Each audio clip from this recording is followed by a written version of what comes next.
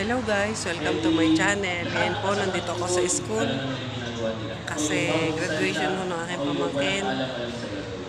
At dahil nahihiya po ako doon sa maraming tao, nandito lang po ako mag-isa. Congratulations Angel sa iyong pagtatapos ng elementarya.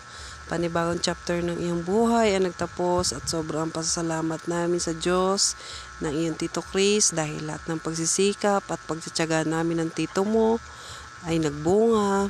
Naway ang mga pangaral namin sa iyo ay nakaukit sa iyong puso para sa ikabubuti mo at ng iyong kapatid. Praise God, thank you Lord dahil mula nang dumating kayo ng iyong kapatid sa amin na nagkakulay ang aming mundo. Mahirap pero for feeling, akala ko di ko kaya dahil wala ako anak at walang experience, pero sa grasya ng Panginoon ay napagtagumpayan namin. Wishing you all the best. Gabayan ka nawa ng Panginoon at ingatan ka. We love you and God bless.